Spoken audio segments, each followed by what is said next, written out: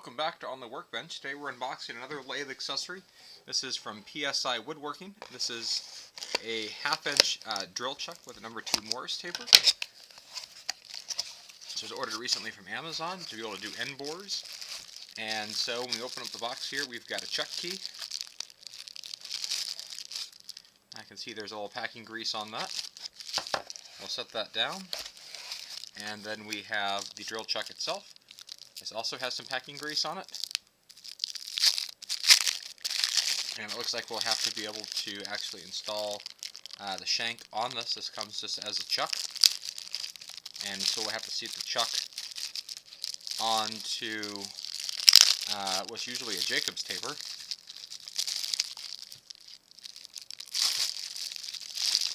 so this is a nice good size chuck here, and we'll test with the key. And that key has a good fit in there.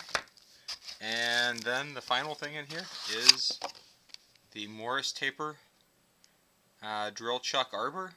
This is a morse taper 2 to a Jacob's taper 33 1/4 by 20. And so as we pull this apart here and open this up here, we can see we've got the Jacob's taper. The shorter end here is a Jacob's taper, and the longer end is the morse taper. This is also packed in a bit of packing grease, so we'll have to be able to put this together. Let me first grab a paper towel so we can begin the process here of wiping this down.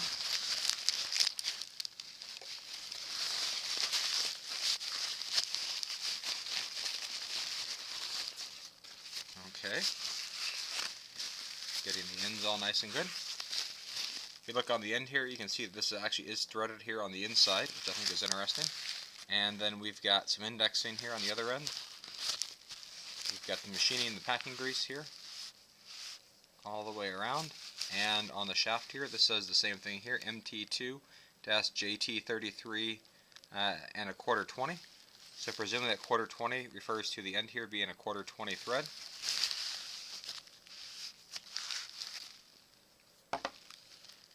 Set that down. Now we go back to the drill chuck, and as we take this out of its packaging, this has grease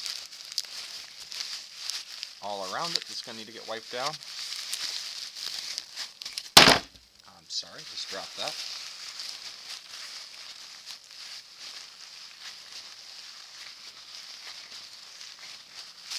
Just going to have to get wiped all the way around.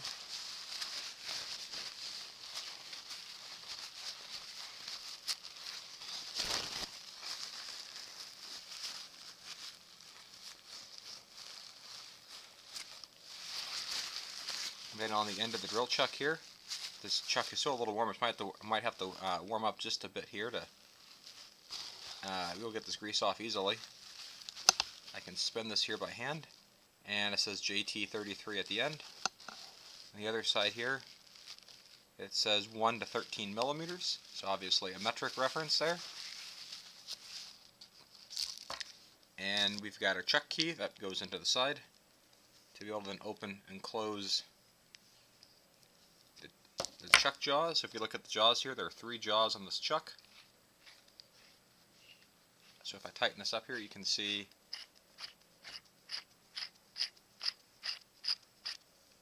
those jaws extending. And there they come together, nice and tight. If you look at it through the rear, you can see it close up there.